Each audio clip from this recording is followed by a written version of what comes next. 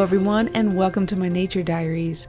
This is my last completed layout spread in my nature journal, and as I go through this, I wanted to share with you 7 drawing tips to help you get your nature journal started. Drawing shouldn't be that intimidating or hold us back from journaling, so let's look at our first tip, and that is look at reference books. I will link this particular book in the description box. It was recommended to me by my oldest brother, who is a retired now naturalist, and this is what he used actually in the field. When I first looked at it, I was like, where are all the pretty pictures and paintings? And then I realized this is a treasure trove. You may ask why, and the answer is simple, because it has all of these line drawings that really break down the complicated shapes that we often see when we're out in nature or we're looking at a photo of a plant or a flower. So we find a great reference book like this to do our next step, which is trace the drawings for practice. Tracing paper can be a great way to be able to learn how to draw. And all you have to do, in this case, I'm going to just take a sheet out and cut it down to fit the size of whatever reference books I'm going to be tracing out of. Yes, I'm going to be tracing out of a reference book.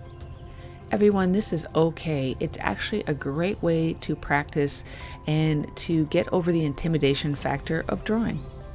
Let me tell you a quick story.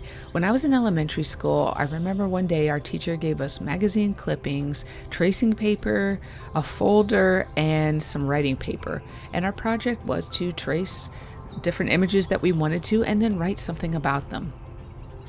I ended up as a child loving this project so much that I made more tracings that we were supposed to do for the project at school.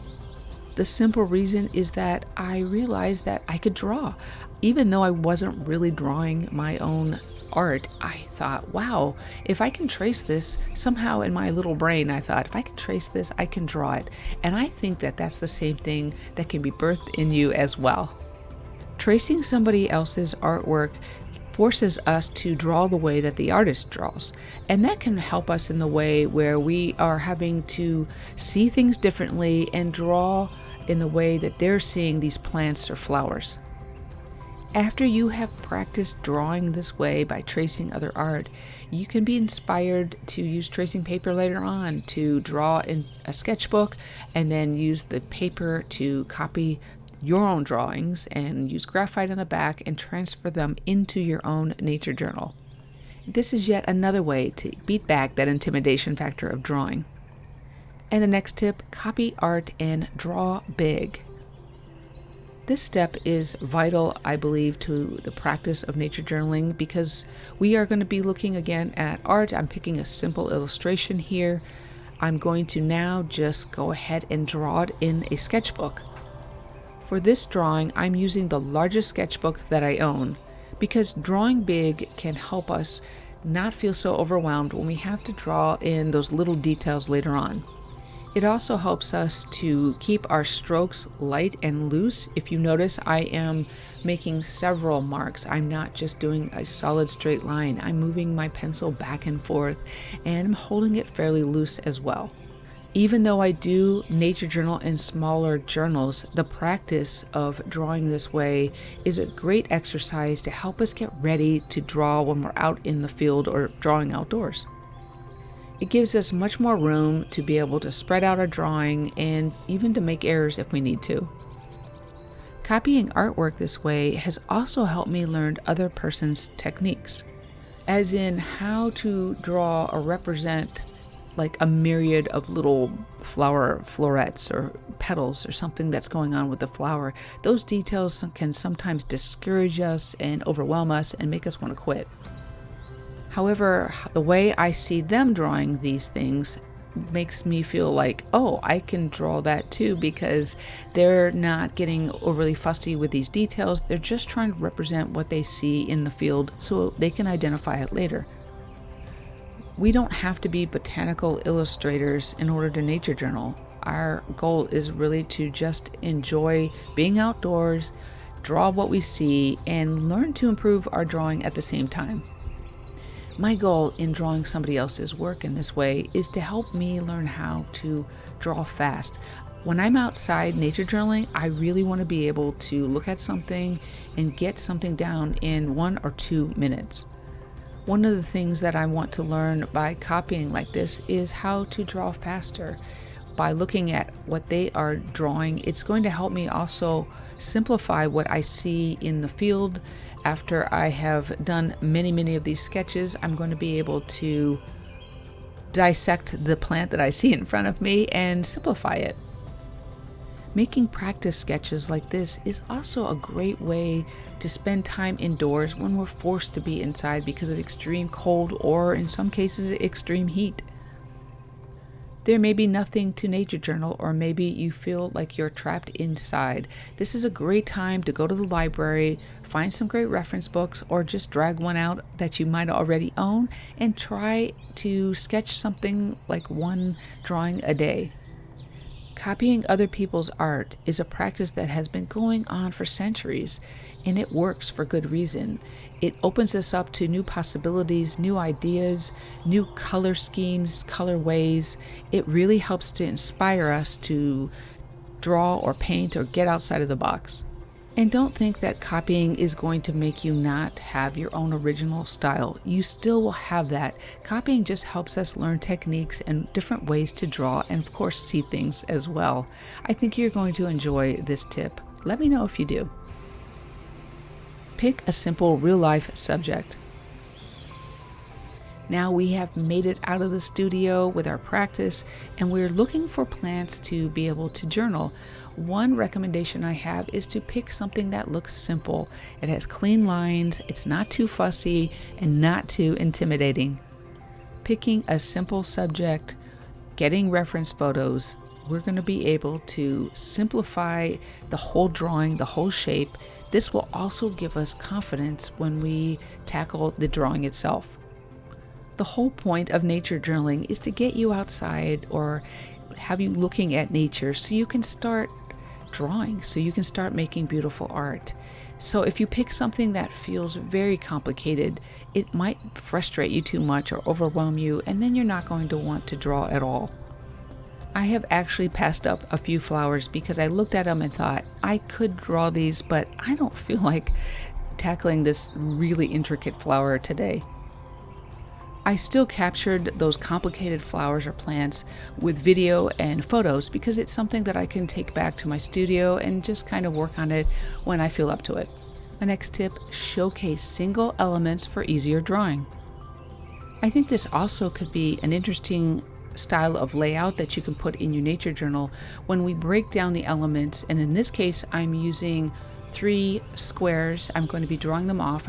I've used these layout tools before. You can catch a video where I show how I do this.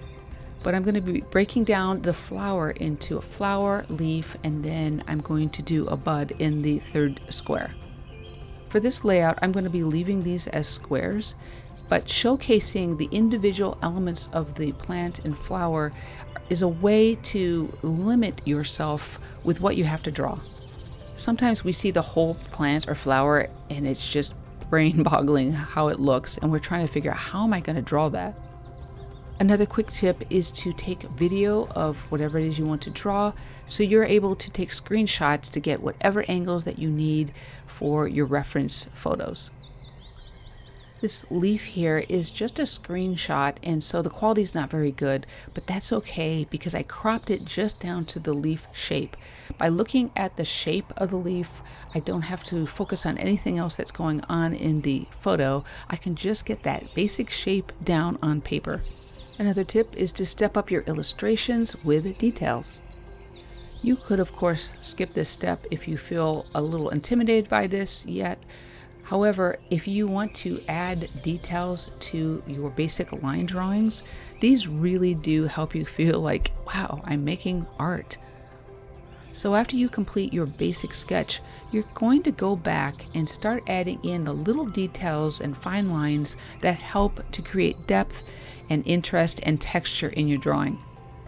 I'm using a Sailor Fude tip pen. I'll link it in the description. It has a bent angle tip, so I can get wide lines and more narrow lines. However, you don't need anything that's fancy. I just wanted to try it out because it had brown ink, which I wanted to use in this particular painting. But with this pen or any ink pen that you have, you can add in shadows, depth, lines to show veining of the leaves. The lines can also show shadows as well. I also like to go back and darken any place where you see an intersection. At these intersections, it's places where perhaps like the petals overlap, or you have the petals meet the center part of the flower. You can see that there's going to be shadows there. Making these intersections darker really helps to make the illustration look more alive, makes it look a little bit more 3D. It's totally up to you how detailed you want to get when you get to this step. However, I think that this is the place where your drawing is going to start to feel like you're actually making art that looks realistic. When I began to add in these simple details and line weights in my illustrations, I felt so encouraged. I was like, I'm finally getting to a place where I'm liking what I'm drawing. You can also learn this technique from copying other people's art as well. Before my next tip, please like the video if it has helped you, encouraged you in any way. Subscribe if you haven't already. I super appreciate your support. I would love to hear from you with a comment, and share this video please with someone if you think it's going to help encourage them. You can find more of my art on Instagram as well. My last tip is to add paint. I know what you're thinking. How does adding paint help your drawing? Well, maybe it really doesn't technically help your drawing. However, once you get to this place, if you decide to add paint to your beautiful illustrations, I believe you're going to find that the painting process is going to be much more relaxing and something that is going to be a little bit more therapeutic, instead of maybe in other times when you felt like your drawings weren't the way you wanted them to be. Improving your drawing skills really will set the tone or foundation for all the rest of the art mediums that you intend to use.